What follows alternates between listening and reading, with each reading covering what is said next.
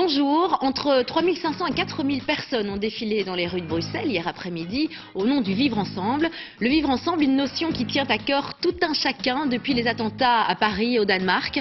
Hier, les différentes communautés religieuses, des politiques aussi, ont marché main dans la main pour la paix et contre la stratégie de la peur. L'occasion de nous demander s'il faut intégrer cette diversité interculturelle dans les entreprises et les écoles. C'est l'avis d'Agib El Hajaji, formateur pour la diversité en entreprise. Bonjour. Vous dites cela reste une source de richesse. Fatoumata Sidibé, députée bruxelloise, bonjour. Vous êtes contre. Ces demandes d'accommodement sont ingérables, dites-vous, au sein d'une petite entreprise. Vous avez vous-même un avis sur cette question? Réagissez. Soyez pour ou contre.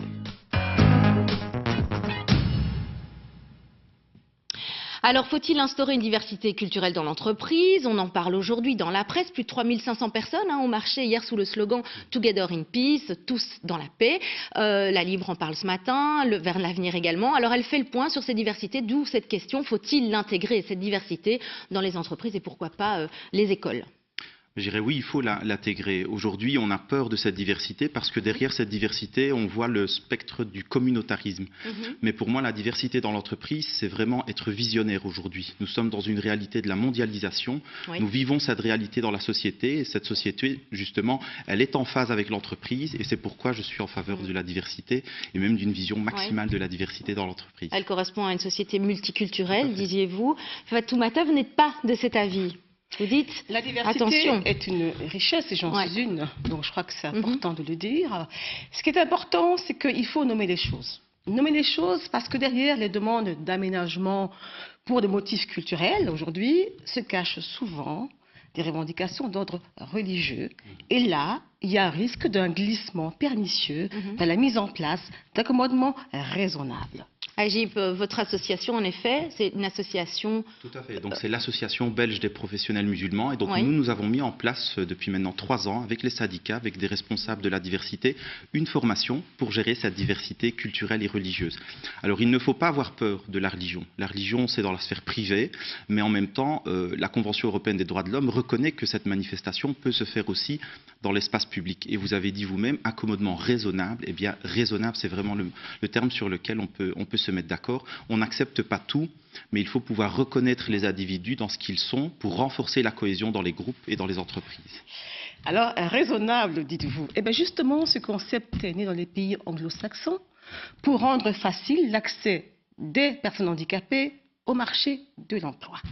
Il y a un glissement, notamment au Québec, ils s'en sont revenus vers l'application aux minorités religieuses, c'est-à-dire un assouplissement de la norme pour permettre aux membres d'une communauté religieuse de vivre en accord avec ses convictions religieuses. Et là, je dis attention, dérive. Qu'est-ce que vous proposez concrètement avec cette association? Je vais prendre un cas très concret. Aujourd'hui, pour qu'on puisse vivre et comprendre. Dans les entreprises, vous travaillez en équipe, vous allez au restaurant et puis là, vous vous rendez compte que le plat qui est proposé ne vous permet pas de pouvoir manger avec votre équipe. Comment est-ce qu'on pourrait aujourd'hui prendre en compte, en ayant justement une pensée élargie, de solutions alternatives pour permettre aux gens de manger ensemble? Alors ça peut être par exemple le plat végétarien, pouvoir préparer des plats dans lesquels la viande serait préparée sur le côté.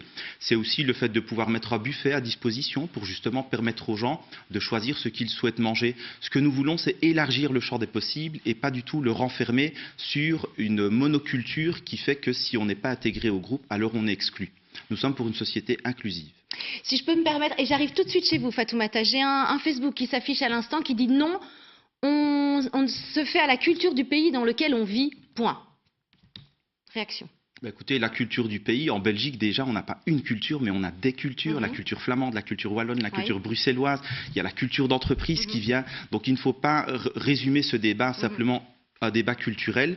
Ce que nous voulons aujourd'hui, c'est réfléchir ensemble à trouver des solutions. Et ma conviction, c'est qu'il y a des solutions. Fatoumata. Il y a des solutions, bien sûr. Mais ce que je crains, encore une fois, je le dis, les revendications qui sont portées par certains groupes, et j'en suis aussi, je suis de culture musulmane, je tiens à préciser, doivent tenir compte de l'ensemble de la société. Dans une entreprise, par exemple, effectivement, il faut qu'il y ait une liberté de choix. Tout à fait. Le choix, le plat végétarien, sans porc peut-être, ou peut-être avec des insectes, puisque la mode aujourd'hui vient à ces plats. Alors pourquoi simplement? Parce que là, vous n'avez pas parlé de nourriture halal, par exemple.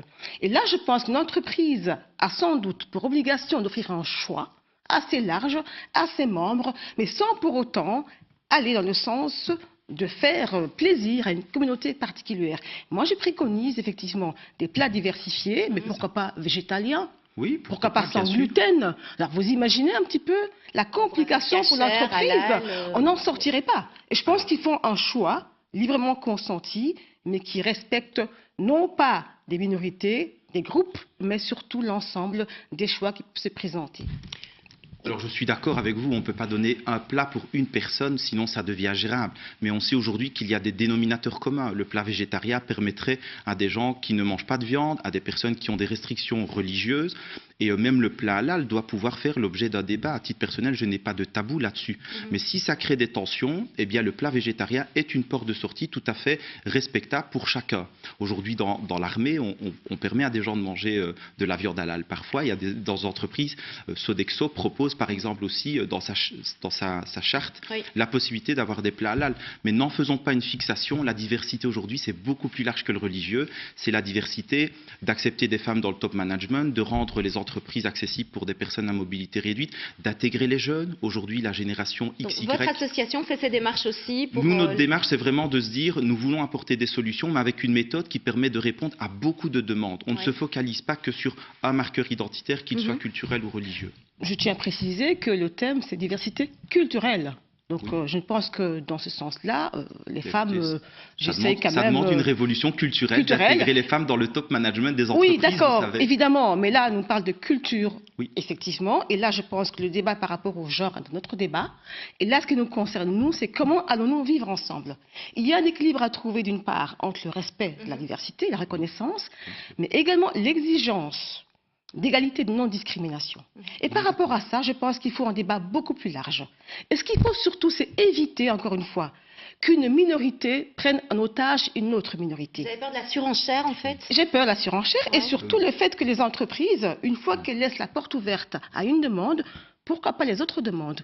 Pourquoi est-ce que d'autres demandes ne seraient pas aussi respectables? Je pense aux demandes aux bouddhistes, aux animistes, je pense aux végétariens, végétaliens, nourriture sans gluten. Je pense que vraiment, il faut essayer d'avoir un débat qui ne se cantonne pas du tout à la question culturelle, mais en général la question du vivre ensemble. Vous avez ce type de demande justement pour des bouddhistes ou autres? C'est vrai qu'on en parle un peu moins, il y en a probablement moins en Belgique. Ce qu'on a eu quand on a abordé la question des restrictions, c'est par exemple des gens qui ont des allergies, des allergies à certains produits ou des gens qui ont le diabète.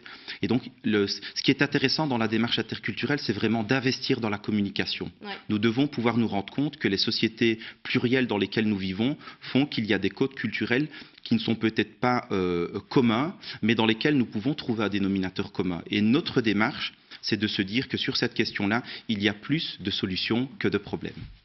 Écoutez, les solutions sont négociables dans un cadre qui est le nôtre, un cadre laïque, un cadre interculturel. Quand je dis laïque, je dis bien laïcité de l'État.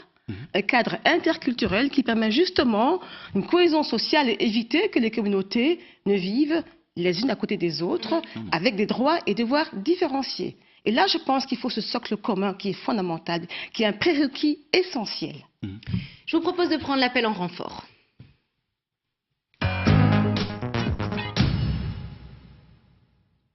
Bonjour, Karine Becker, vous êtes avec nous? Oui, bonjour. Voilà, vous avez suivi un peu ce débat. Alors vous êtes chasseuse de tête. Et on avait envie d'avoir votre avis par rapport justement à cette diversité et voir si, tiens, est-ce que vous recevez par exemple des consignes liées au recrutement en fonction des services possibles à offrir aux employés? Alors nous recevons des consignes, non, parce que notre métier c'est de recruter des candidats. Nous recevons de plus en plus de demandes de nos clients qui nous demandent effectivement de retrouver des candidats divers. Ceci dit, nous, de notre propre initiative, nous estimons qu'un recrutement réussi, c'est aussi un recrutement dont le candidat s'intègre bien dans l'entreprise. Donc nous allons dire à nos clients, veillez à ce que l'intégration du candidat soit maximale. Soyez attentifs effectivement à ce que la personne se sente bien dans l'entreprise, à ce qu'elle ne se sente pas étrangère dans l'entreprise. C'est pour qu'une personne et qu'un candidat fonctionne bien dans une entreprise, il faut forcément qu'il puisse se déployer. Est-ce que les candidats eux-mêmes font cette démarche et vous posent des questions justement liées à tous ces services proposés? Non, rarement. On n'est pas encore au stade où les candidats nous disent tiens, est-ce que dans l'entreprise, il y a une cantine qui me permet de manger halal ou pas. Non. D'accord. Vous travaillez pour des sociétés internationales, donc vous connaissez très certainement tout ce domaine côté anglo-saxon. On nous dit que là-bas, ils sont un peu plus ouverts à ce type de propositions. Vous confirmez? Alors, comme toujours, les anglo-saxons, les Américains sont toujours très en avance sur nous. Donc, effectivement, il y a du côté des Américains, beaucoup de démarches qui sont faites sur avoir des cantines qui proposent de la nourriture qui soit adaptée à tout le monde, tout en étant neutre. Hein, je suis tout à fait d'accord qu'il ne faut pas non plus trop segmenter. Il faut que chacun puisse s'y retrouver. Merci Karine Beckert. Je dois arrêter là parce que la liaison n'est pas très bonne. J'espère en tout cas que tout le monde a pu suivre. C'était très intéressant. Merci. Mais voilà, peut-être une réaction par rapport à ce que nous dit Karine, parce que là on a parlé de plats végétariens, halal, etc. Mais il y a plein d'autres possibilités d'adaptation. Par exemple, qu'est-ce que vous pouvez proposer? Et peut-être nous rappeler comment vous fonctionnez, votre association, vous faites les démarches vis-à-vis des entreprises qui vous le demandent ou... Voilà, donc on a une formation sur notre site internet, donc abpm.be, et on met à disposition cette formation, soit pour des managers de la diversité, soit pour des responsables syndicaux, des responsables associatifs aussi, puisque le secteur non marchand est aussi concerné par cette démarche. Je voudrais mettre aussi en évidence la démarche du CBAI, qui a mis en évidence ce livre sur la diversité convictionnelle, comment la gérer. Et en tout cas, sur notre méthode, il y a 3 principes qu'on met en avant. Le premier, c'est le principe de distinction, pouvoir reconnaître... Je vous demanderai de réagir. Voilà, qu'il y a des différences. Nous sommes des êtres humains, nous partageons cette humanité, mais il y a aussi des différences. Le deuxième, c'est le principe de proportion. Nous ne pouvons pas accepter des réponses ou des solutions qui remettraient tout en question. Et là, je pense que nous sommes d'accord. Et le dernier, c'est peut-être ça qui fait la différence avec la démarche anglo-saxonne, c'est le principe de cohésion. On ne pourra répondre à une demande que dès l'instant où on se rassemble, où on remet plus de cohésion dans le groupe. Et c'est pour ça qu'on est volontariste sur cette question-là. Oui, mais la cohésion est fondamentale pour les vivre ensemble. Mais pour la mettre en œuvre, il ne faut pas fractionner justement, il faut se rassembler autour d'un socle commun, rassembler autour de ce qui nous rassemble. Et moi j'ai le sentiment que ces notions d'aménagement, que je dis encore une fois, sont des prétextes pour mettre en avant d'autres revendications, souvent religieuses. Je pense que c'est important d'avoir aussi à l'esprit une chose, au niveau pragmatique. Pour l'entreprise, est-ce que c'est faisable, oui ou non?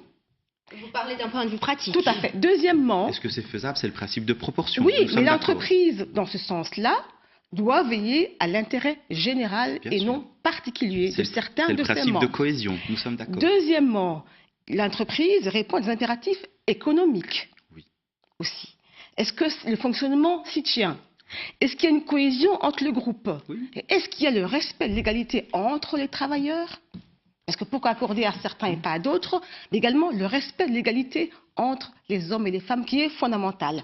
Or, si on prend cette logique d'aménager en fonction des demandes de certains et d'autres, on risque de mettre à mal justement cette égalité de manière que la cohésion... La stigmatise peut-être plus? La stigmatisation viendrait du fait qu'imaginez dans une entreprise qui décide de mettre un local de silence. C'est ça, tout à fait. Et qu'on sait très bien que dans certains groupes, il y a un prosélytisme. Qu'on risque de voir... Il est interdit dans le règlement de travail, vous le savez très bien. Vous savez, le contrôle social est très pernicieux. Et on risque de renforcer au sein d'un groupe certains contrôles. Je pense que les mesures doivent être adaptées non pas au groupe, mais à l'individu, de manière justement à ne pas l'essentialiser, de ne pas l'enfermer dans un groupe particulier, le soustraire justement à l'influence d'autres conservateurs. On le sait très bien qu'il y a un contrôle social qui est là, qui est très pernicieux, qui devient une norme. Et moi, je pense qu'il faut éviter justement d'enfermer. L'entreprise est un lieu d'émancipation, pas d'enfermement, qui doit soustraire l'individu justement aux normes. Mais j'ai l'impression que vous avez peur de changer, vous avez peur du changement, vous avez peur de pouvoir se rendre compte qu'aujourd'hui, la société rentre dans l'entreprise. Quand vous avez une entreprise qui organise des salles de sport pour ses employés, qui met en place des cours de yoga, quelle est pour vous la différence entre un cours de yoga où on va pour méditer, pour se sentir bien, et une personne qui demanderait à titre individuel de pouvoir disposer d'un local de silence pour faire la prière? Aujourd'hui, dans les entreprises, on met en place des espaces pour les fumeurs. Il y a des gens qui ont besoin de fumer pour se sentir bien. Il y a des gens qui veulent écouter de la musique, il y a des gens qui veulent pouvoir faire leur prière. Il ne faut pas surdimensionner la demande dès l'instant où elle a une dimension religieuse, même si, et là je suis d'accord avec vous, le prosélytisme doit faire l'objet d'une attention constante et il est déjà aujourd'hui pris en compte dans les règlements de travail. On vous en demande souvent justement ce type d'installation, salle de prière ou salle de... Pour le moment, les trois demandes principales, c'est la question des repas, c'est la question du local de méditation, ce qu'on appelle faith room en anglais, et c'est la question des signes convictionnels. Donc voilà, ce sont les Est-ce qu'il y a justement des sujets qui fâchent, des sujets qu'on a plus de mal à aborder? La question du local de méditation, Brigitte Maréchal, dans son étude sur les nœuds du dialogue entre musulmans et non-musulmans, a pointé aujourd'hui que c'était un tabou dans les entreprises. Ah oui. Et pourtant, par le passé, j'ai mémoire d'une société en France où ça a été porté par les syndicats de faire reconnaître que le bien-être des travailleurs était fondamental. Et déjà dans les années 80, il y a des entreprises en France, pourtant qui est un pays dont on sait qu'ils portent la laïcité fort dans leur cœur, un espace de méditation dans l'entreprise. Il est accessible à tout le monde, comme un local fumeur. Là où il y a du communautarisme, c'est quand le local n'est accessible qu'à une partie de la population sur base d'un marqueur, qu'il soit culturel ou religieux. Et là, nous sommes d'accord. Qu'est-ce qu'il faudrait faire alors? Qu'est-ce qu'il faudrait faire? Il faudrait... si c'est une demande qui vient d'une communauté uniquement, là c'est clair que c'est pas acceptable. Et ce qu'il faut, c'est pouvoir partir d'une demande personnelle, puisque les gens veulent d'abord qu'on réponde à leurs problèmes, et élargir la demande pour la faire rentrer dans une compréhension de nos sociétés qui sont la neutralité, la laïcité, le respect de l'autre. Moi je pense qu'effectivement, il faut réfléchir à la mise en place des espaces de détente. Tout à fait. Où l'employé peut l'utiliser à sa guise, pour méditer, pour réfléchir, pour penser. Mais je crois qu'il faut faire attention à ne pas dédier des lieux à certaines activités particulières. Là, il y a un danger. Deuxièmement, l'entreprise, qu'est-ce qu'elle veut? Le bien-être de son personnel. Qui dit bien-être, dit également efficacité économique. Donc l'entreprise a intérêt effectivement à créer des bonnes conditions pour que le travailleur se sente bien chez lui. Eh bien, qu'on le reconnaisse à ce moment-là, qu'on reconnaisse sa demande, qu'on puisse l'analyser, et si c'est oui, qu'on dise pourquoi, et si c'est non, et c'est très important même dans la démarche interculturelle, qu'on dise pourquoi, et qu'on explique les limites, des limites qui soient objectivables. Donc sur la création de richesses dans les entreprises, je suis convaincu que plus de diversité dans les entreprises, c'est plus de richesse. Ça, je suis convaincu. Et ben voilà, je pense sincèrement que notre société a encore beaucoup de chemin à parcourir. Mettons en place les solutions pour permettre à cette diversité de trouver sa place dans l'entreprise. Elle doit trouver sa place. Et ça, c'est un défi politique. Nous devons trouver une solution pour que les citoyens d'origine plurielle, j'aime bien d'origine plurielle, trouvent leur place dignement et longuement au niveau de l'emploi. Et là, je pense qu'il faut lutter intensément contre les discriminations à l'emploi, à la formation, à l'embauche. Parce que là, il y a un défi fondamental. Ils sont plus importants, ces défis aujourd'hui, que la gestion de l'espace au niveau de l'emploi. Je crois qu'aujourd'hui, il est fondamental d'avoir un cadre commun qui fait l'équilibre entre la non-discrimination et l'égalité, et qui permet à tous les citoyens un cas concret de trouver un espace pour s'émanciper. Une personne qui porte une barbe aujourd'hui et qui va aller se présenter dans des entreprises, parfois est refusée du simple fait qu'il porte une barbe. La barbe revient à la mode, si je peux me permettre. Mais oui, c'est ça, mais derrière sa barbe, on met une signification et on le discrimine.